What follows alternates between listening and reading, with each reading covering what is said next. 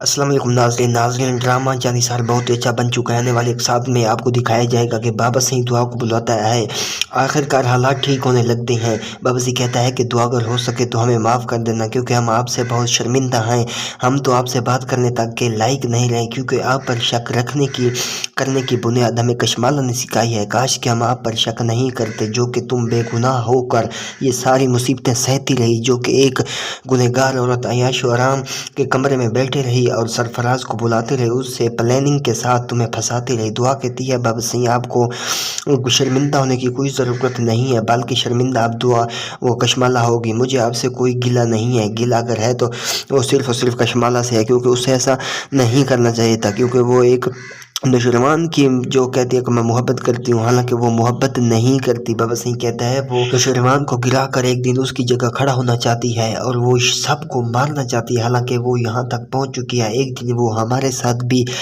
اونچا بولے گی، وہ ہمیں بھی دھمکیاں دینا شروع کر دیں گی، کیونکہ آخر کار اسے وہ غیر مردوں کے ساتھ ملتی ہے، پلاننگ کرتی ہے۔ ناظرین آپ کو کیا لگتا ہے، اب کشمالہ کا اختتام ہوگا یا دعا کا؟ اسلم صاحب فضا سے کہتا ہے کہ فضا تمہیں دعا کو معاف کر دینا چاہیے، کیونکہ اب تو دعا کی بھی زندگی بہت مشکل سے گزر رہی ہے۔ کیونکہ فضا کہتے ہیں کہ میں اسے معاف نہیں کر سکتی، کیونکہ اس نے میرے شوہر کو مجھ سے چھینا، اس نے میرا گھر اجاڑا، میری زندگی کو تباہ و برباد کر دیا، اس کے بعد میں اسے معاف نہیں کر سکتی۔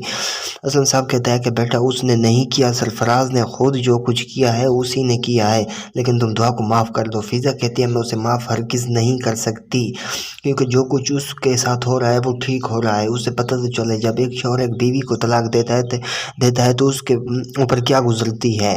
فضا جیسے ہی دعا کا نام سنتی ہے وہ چلانا چیخنا شروع کرتی ہے، وہ تو کہتی ہے یا تو دعا اس گھر میں رہے گی یا تو میں رہوں گی، ہم دونوں میں سے کوئی ایک ہی رہے گا۔ اسلم صاحب کہتا ہے بیٹا تم دونوں میری بیٹیاں ہو، آخر میں برا کیوں چاہوں گا، ایسا نہیں ہو سکتا، تمہیں اسے معاف کر دینا چاہیے، تمہیں خوشی سے مل کر رہنا چاہیے جیسے پہلے رہتی تھی۔ لیکن فضا ہرگز نہیں معاف کرنے والی، وہ بابا کی باتیں سن کر پریشان ہوتی ہے۔ ناظرین یہ سب آنے والی ایپیسوڈ میں دیکھنے جا رہے ہیں، ہمارے YouTube چینل کو سبسکرائب کرنا نہ بھولیں۔ اللہ حافظ۔